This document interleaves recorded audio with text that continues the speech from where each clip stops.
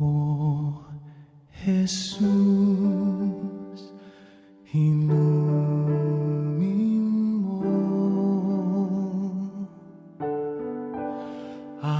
aking sugatang puso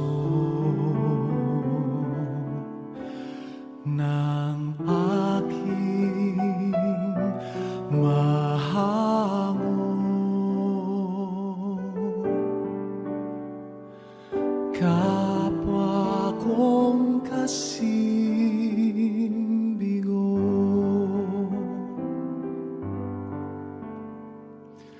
hapis at pait,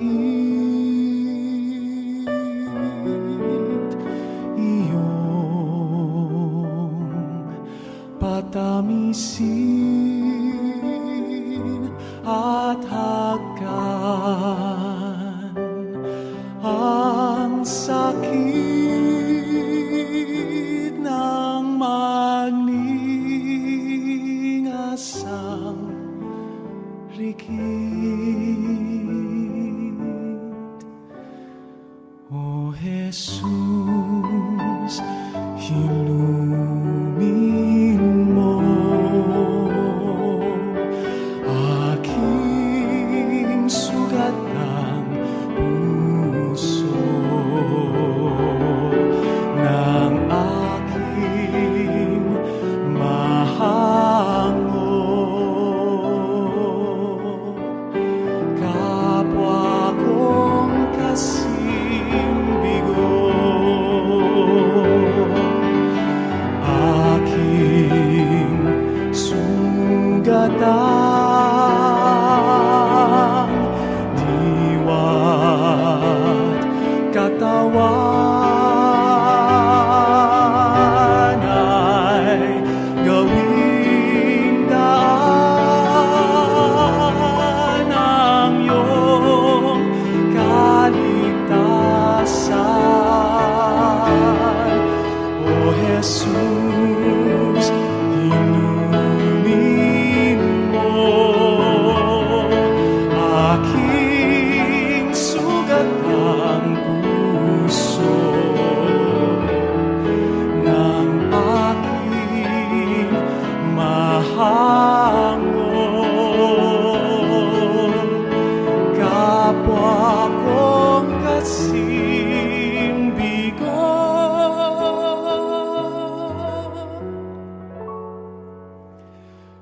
kapwa kong kasing bigo.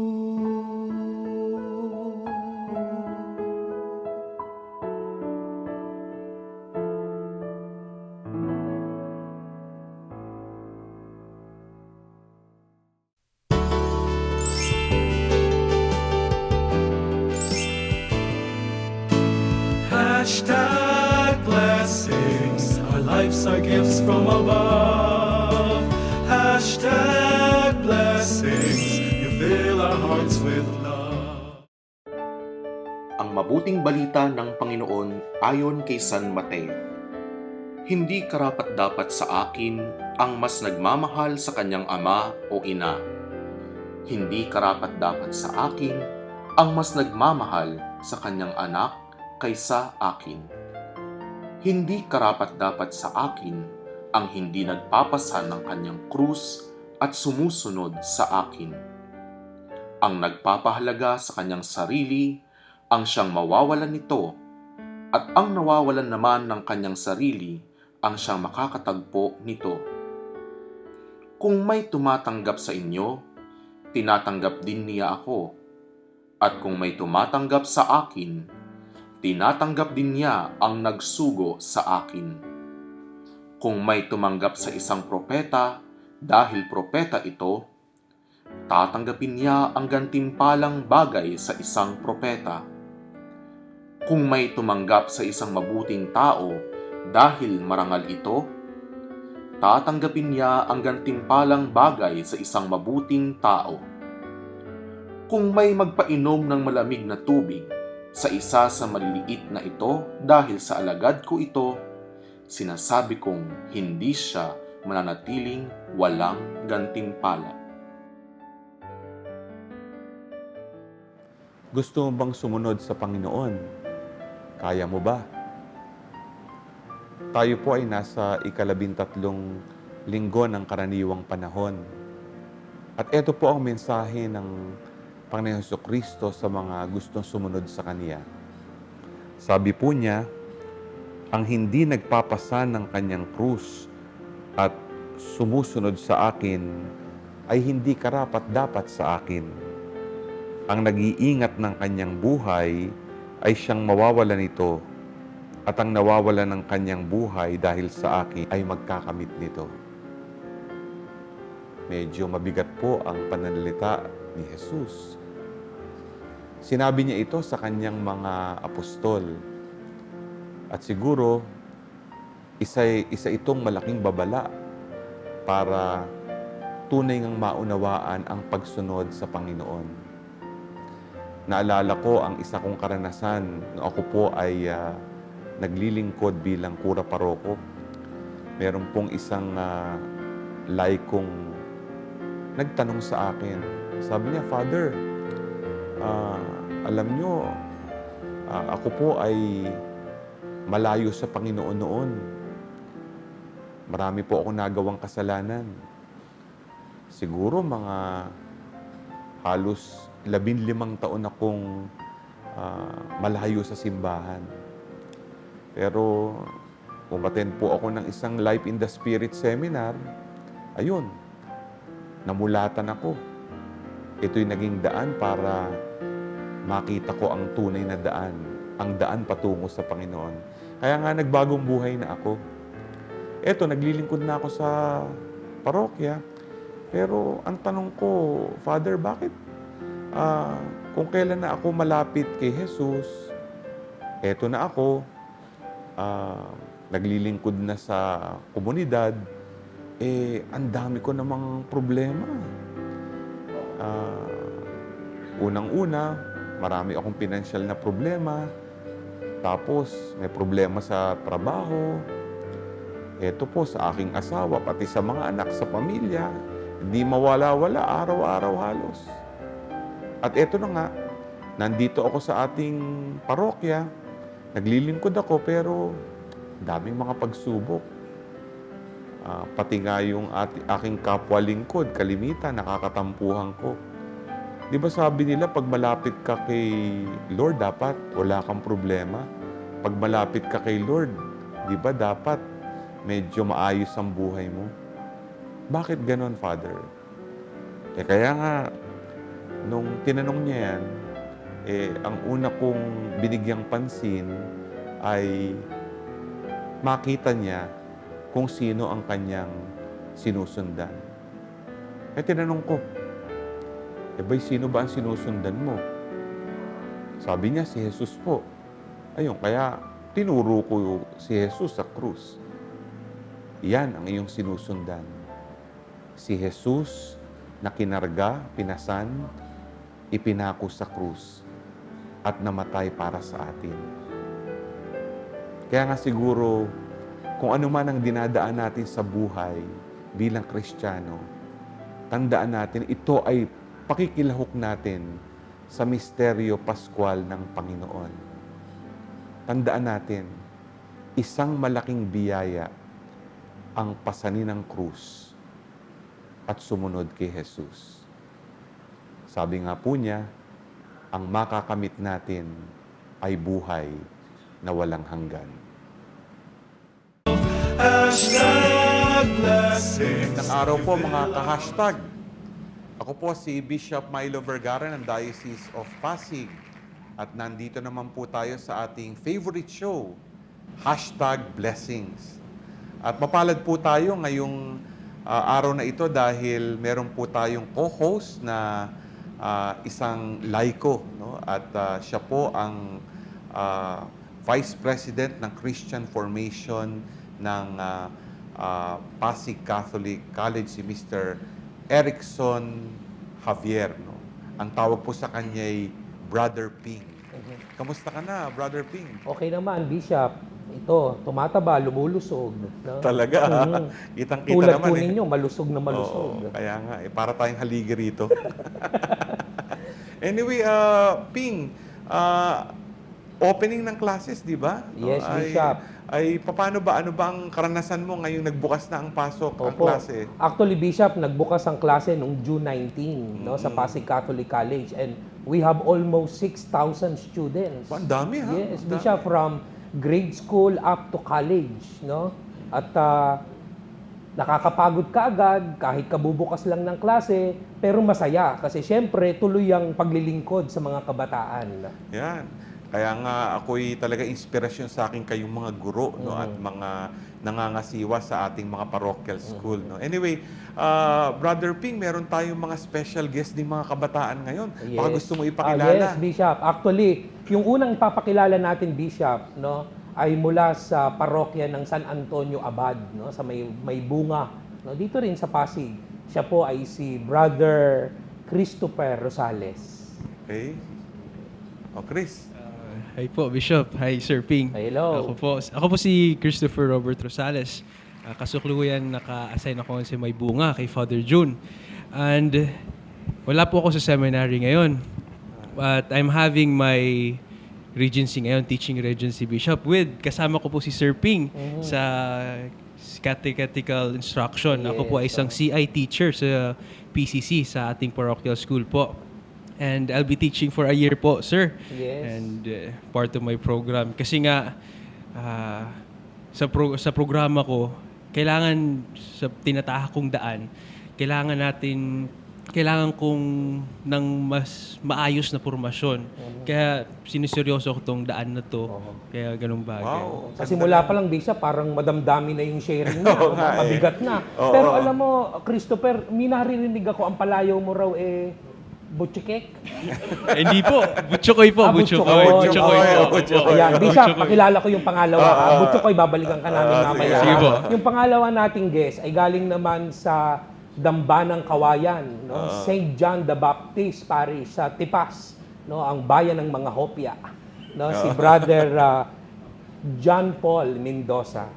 Isang mapagpalang araw po sa ating lahat, Bishop, Sir Ping. So ako po si John Paul Mendoza, incoming associate philosophy student po ako ngayon.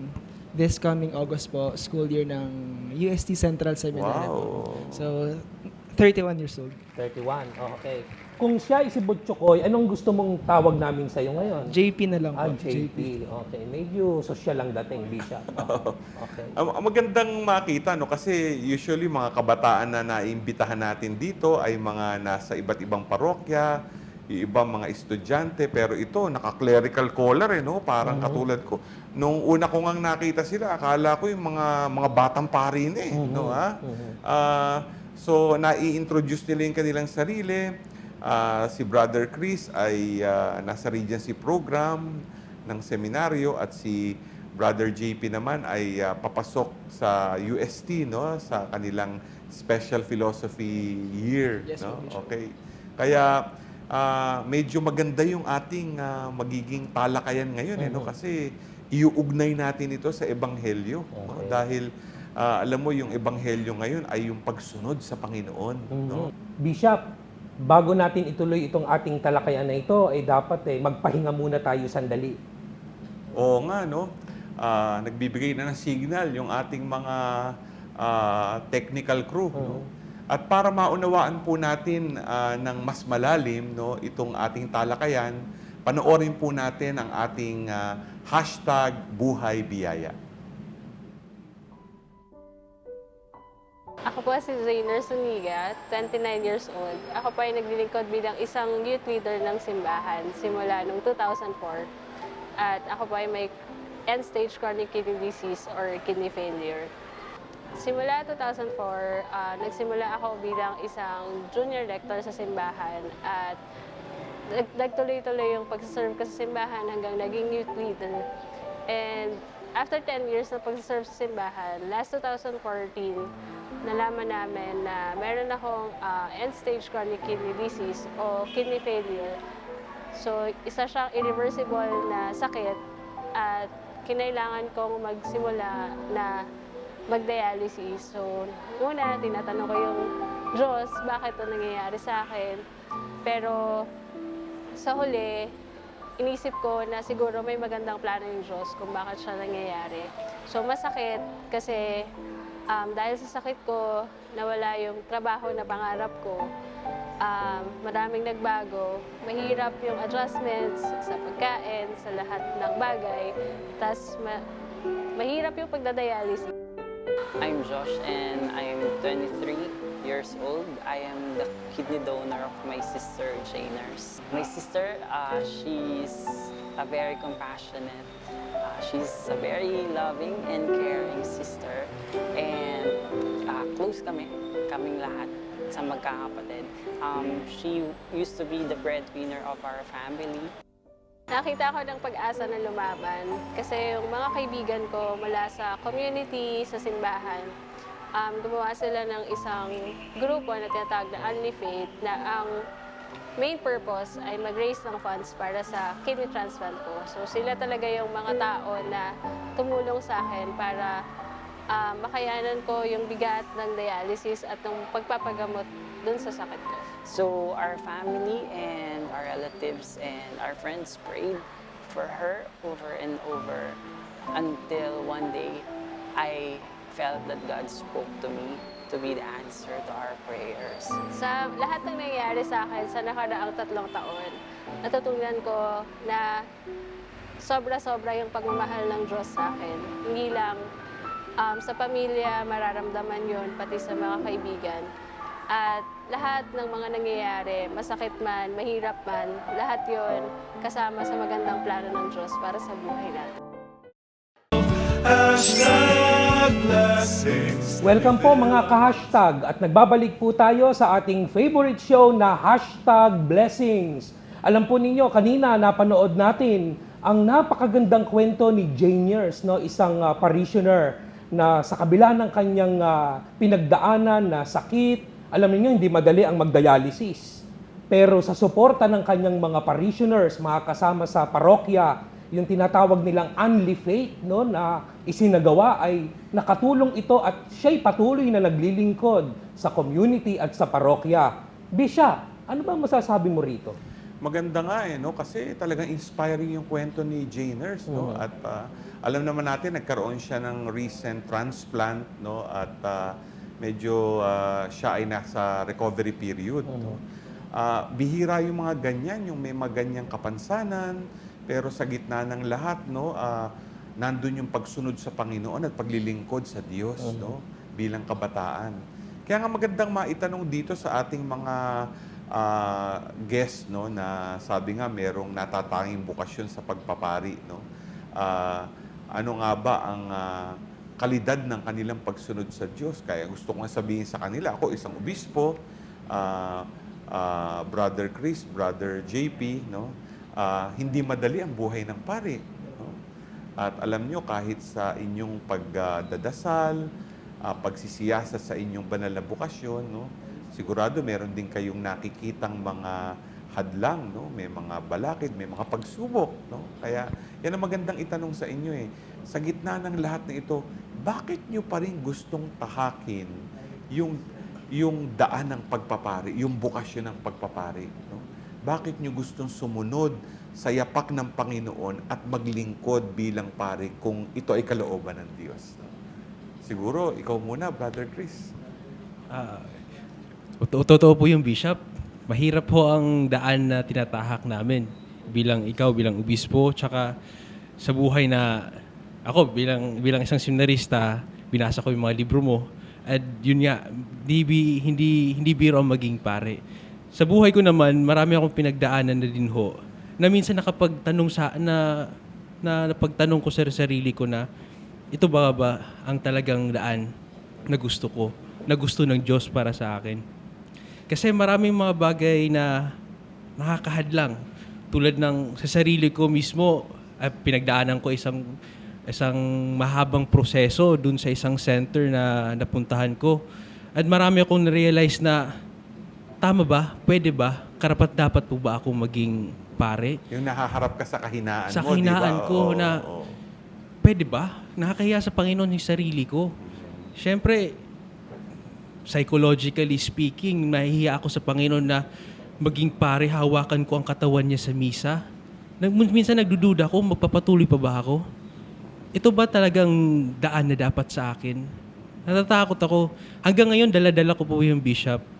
Sa araw-araw na sa yun, regent po ako dyan, teaching regency ko po sa school, iniisip ko, sa pagtuturo ba, ay mas mapapatunayan ko sarili ko? Or makikita ko na tinutulungan talaga ako ng Diyos para sa daang gusto niya para sa akin? Alam mo, yan ang mystery nga ng vocation, eh, no? Opo, Bishop. Nag-unfold dyan at makikita mo rin as we go along, no? Totoo po, Bishop. Baka nandyan yung mas marami pang pagsubok para lalo mong malaman, dito ba ako tinatawag, no?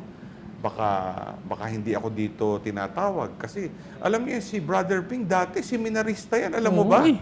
Oo. Oo. Oo. Pero alam Galing. mo, Bishop, babato ko itong tanong na to. Bago ako ang tatanungin muna kita. Oh, sige, ano yun? Bishop, tulad ni Butchokoy, no? Kanina, binanggit niya, Butchokoy daw ang pwede itawag sa kanya, no? Sige po, Butchokoy. Sa inyong pananaw, Bishop, favorable ba na ang isang seminarista ay papasok doon sa tinatawag na Regency program?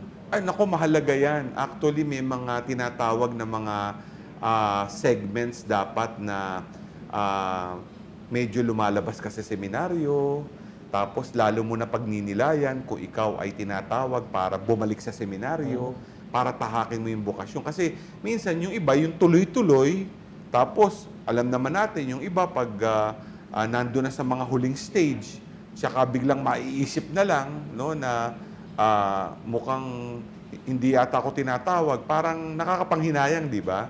Kaya dapat dumadaan din sa proseso nyo kasi minsan pag ikaw ay nadi-distance doon sa sitwasyong yun, lalo mong nalalaman, baka dito ako tinatawag ng Panginoon. Maaaring doon, maaaring sa ibang estado ng buhay. Alam mo, Bishop, ako, hindi na ako tumuloy eh. Oo. Ako'y na-in love. Ganon. Pero itong katabi ko, ito'y tutuloy.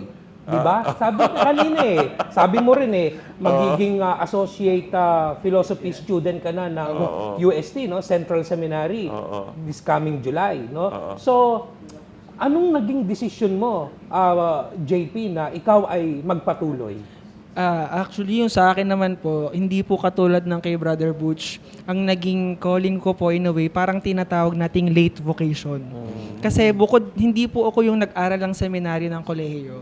Nag-aral muna po ako ng isang kurso sa kolehiyo, tapos nagtrabaho na po ako ng 8 taon. Anong tinapos mong course? Ay, natapos ko po yung Electronics and Communications Engineering po, mula sa University of the East Manila po. And then, sa trabaho ko po, akala ko hindi na ako papasok sa pagpapare. Kasi naramdaman ko yung calling before when I was in high school. Dito rin po sa Pasig Catholic College. So, una ko pong naranasan yung invitation ng isang congregation. Pero feeling ko parang wala. Sabi ko parang hindi naman para sa akin talaga to. Dito ka ba nag-aral sa Opo, PCC? PCC po. Simula po Naabutan kinder. mo na si Brad? Hindi, matanda na yan. Akala Bata ko, pa ako, inaabutan no? mo na. Alam mo, si Bishop, late vocation din yan, di ba, Bishop? Yes. Yeah, yun. So parang nung na-realize ko po to, actually may girlfriend po ako noon, long-term girlfriend po, na parang napag-uusapan na namin yung pagsisettle down. And then ang nakakatawa po nito, isang Valentine's Day, instead na yayain mo yung girlfriend mo for a date, sinabi ko meron akong trabaho sa simbahan kasi alam niyang active ako sa simbahan. So nag-decide ako na mag-search in sa isang congregation sa Batangas. So doon ko ginawa yung Valentine's Day ko with the seminary. Doon ako nag-discern for that particular moment kung para talaga ako doon sa married life or for a different vocation. Pero Hindi ka ba nahirapan? mahirap po, Bishop. Oo, yan Kasi ang ano eh. yung mga signs po, parang pagdungo ko sa bintana habang nasa Adoration Chapel, may 2 dove na lumilipad. So parang sabi ko, Lord, ano ba talaga? Tapos paglingon ko ulit, meron namang girlfriend, boyfriend, magka-holding hands. Lord, ito ba talaga? Alam mo, Bishop, saka Brother JP, bibitinin natin yan, ha? Kasi ang susunod kong tanong mamaya, interesting yun, eh. Sa pagbabalik yan ng ating favorite show na #Blessing! Hashtag love, hashtag blessing. blessings. Mga ka-hashtag, tayo po'y nagbabalik dito sa ating paborito at yung favorite show ng bayan, ang hashtag blessings. Naudlot yung tanong kanina, nagkaroon ba kayo ng closure? Nagkaroon po kami kasi parang nung nangyari po yon, sabi ko sa sarili ko, masaya ang may karelasyon. Pero mas masaya ako nung nasa loob ako. Okay. So that's the turning point. And then nung sinabi ng mga tao, paano yan, mahirap yan, bibitawan mo lahat, iwanan mo family mo, trabaho mo, lahat. Ang sinabi ko lang, tinandaan ko lagi yung sinasabi ng kaibigan kong pare, walang tinawag ang Diyos na kanyang pinabayaan. Alam mo, magandang panghuling salita yan. Papunta tayo sa reflection ng ating butihing obispo. Napaka-iksi po ng panahon, no? Pero nakita naman po natin yung karanasan ni Janers na sa gitna ng kanyang karamdaman ay patuloy pa ring naglingkod, hindi naging balakid, no, yung kanyang sakit. At siya ay sumunod sa yapak ng Panginoon para maging lingkod ng Diyos. Ito nga po yung sharing ng ating mga guests ngayon, si Brother Chris, si Brother JP. Meron silang mga karanasan lalo na sa discernment process ng buhay pagpapari. Hindi din madali. Naikwento ni Brother Chris, no, yung karanasan na nahaharap siya sa kanyang sarili, karapat-dapat ba siya sa gitna ng kanyang mga kahinaan. Si Brother JP naman, isang late vocation, pero nandoon yung paghahanap niya dun sa magbibigay ng kaligayahan sa kanyang buhay. Kahit meron na siyang girlfriend, no, ay naging maliwanag pa rin sa kanya kung ano ang kanyang dapat puntahan. No. Mga minamahal na kapatid kay Kristo, hindi po madaling sumunod sa Panginoon. Marami po tayong mga balakid, sabi nga po sa Ebanghelyo, may mga krus, pero alam natin na mas mahalaga hindi yung mawala yung ating buhay, kundi makamit ang buhay na walang hanggan. Mga ka-hashtag, pwede nyo po kaming i-follow sa aming FB, Twitter at Instagram account. At mag-subscribe po kayo sa aming YouTube channel. At ito ay makikita niyong lahat sa inyong mga TV screens. Ako po si Bishop Milo Vergara ng Diocese of Pasig. At tayo po ay nagpapasalamat sa ating mga guests ngayon. No? Una yung co-host natin, si Brother Ping Javier ng Pasig Catholic College, no? Si Brother Chris at si Brother JP. No? Sila po ang naging instrumento po natin, no? Para maunawaan po natin ang mensahe ng Diyos. No? Sabi nga po, hashtag following. Tayo po ay magkita-kitang muli sa susunod na linggo. Dito na naman sa ating favorite show, hashtag blessing. Blessing. Hashtag blessings. Our lives are gifts from above. Hashtag blessings. You fill our hearts with love. Hashtag blessings. Our lives are gifts from above. Hashtag blessings. You fill our hearts with love. Hashtag blessings. Our lives are gifts from above. Hashtag blessings. You fill our hearts with love. Hashtag blessings. Our lives are gifts from above. Hashtag blessings. You fill our hearts with love.